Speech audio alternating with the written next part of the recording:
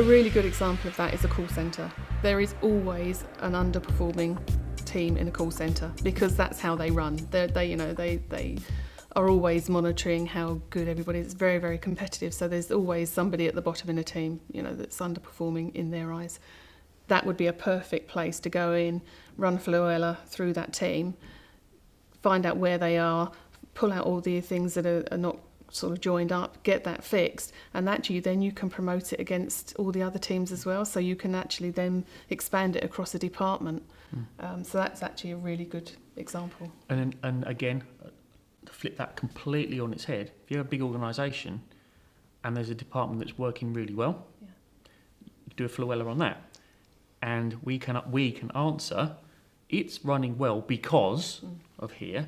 So now take that model and copy it and paste it almost to the rest of the organisation. And so it validates why an area of the business is working well. That's a powerful bit, because if you know that, you can replicate it. Knowledge is power when it comes to that. And if you know it now, why it's good. And it might be down to one person, but then you can get the traits of that person as to why it's good. That you can repeat, and then you're onwards and upwards. What we found from experience of this is everyone has a perception as to why something's not right. It's usually wrong. And it's usually find that the management team have a view of the world and the troops have a view of the world. They're both wrong, because when you run it through with everyone as an equal... Not necessarily wrong, it's different. That's a fair point. It's different. No, that's a fair point, because a lot of what we say is when it comes out, we say it's right or wrong, or it's not very well joined up. Well, actually, you could be very joined up in the fact that you all hate the guy in accounts. Well, that's not very constructive. But you all joined up. And so it's all about context. So the point Karen's making is absolutely fine. It's not actually good or bad, it's just how joined up the thing is. So. And the reports do reflect that. We have the positive alignment and the values, the percentages of that, where that's aligned, and all the elements that have come out in those examples. But we also have the negative alignment, which gives all the elements of that and the measurements. That's really your to-do list.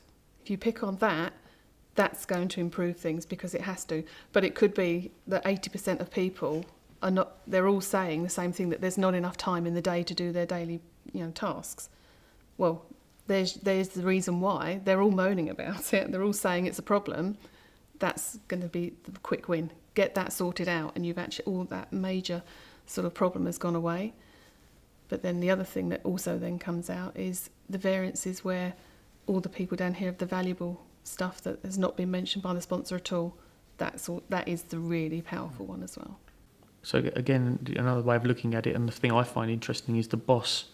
Boss has a view of the world, which is fine. We've caught it all and captured it.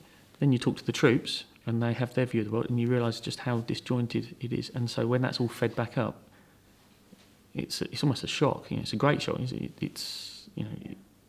We do have an example. It's a bit twee, but making minestrone soup. Company's making minestrone soup. The only guy who's putting pasta in the minestrone soup is the guy sitting right at the bottom.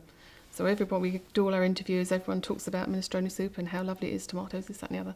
But the only person who mentions that you have to put pasta in it is the guy at the bottom.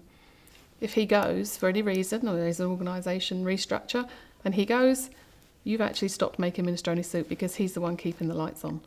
So it's bringing that back into the central core and getting everybody to realise that's a really key element that everybody needs to consider.